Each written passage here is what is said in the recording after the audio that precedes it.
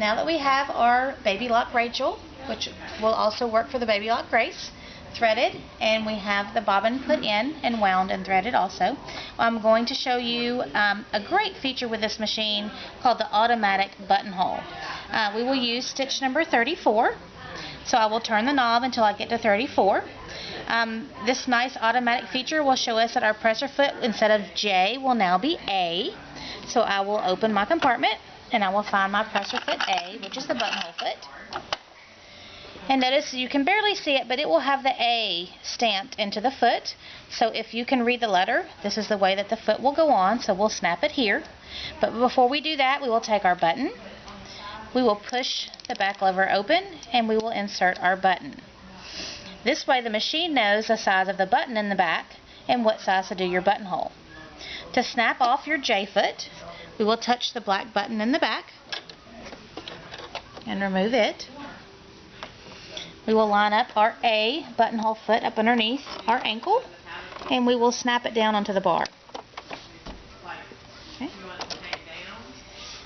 Before I put my button in my foot, I usually lay it on my fabric and I take some chalk or water-soluble marker and I will mark my two lines where I want my button.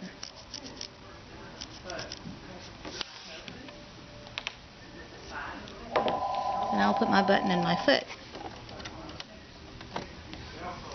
Now, instead of sewing forward like a regular stitch, the automatic buttonhole will sew backwards. So I'm going to take my first mark, which will be the bottom of my buttonhole, and I will carefully line it up between the three lines that's on my buttonhole foot. There's three red lines. Okay. I set my speed to medium to semi-fast. And I will either hit the start button or use my presser foot. Foot control. Now, if I do and I do not have the buttonhole lever down, it will give me an E3 code and it will flash. It means I forgot to lower my buttonhole lever. So on the far left of your machine, there's a lever that has a buttonhole on it. And you will lower it all the way down and you're going to lower it back behind the first tab. So this lever will now be working between the two tabs, which tells the machine how big the buttonhole is in the back of your foot. So now that I'm ready, I will just hit the start button.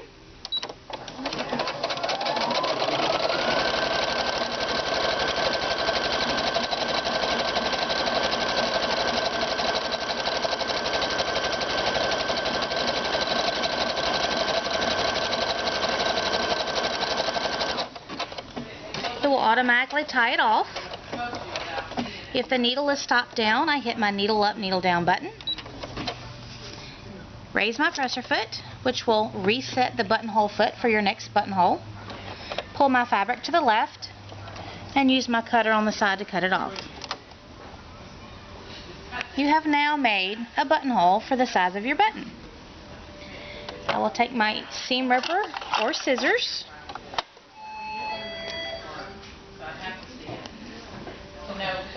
and cut my thread. If I'm using my scissors, I will fold my fabric in half and kind of clip a notch and cut it. If I'm using my seam ripper, I will just grab the bottom and pull all the way up and try not to cut that thread. I will take my buttonhole foot off by hitting the button on the back, raise my lever,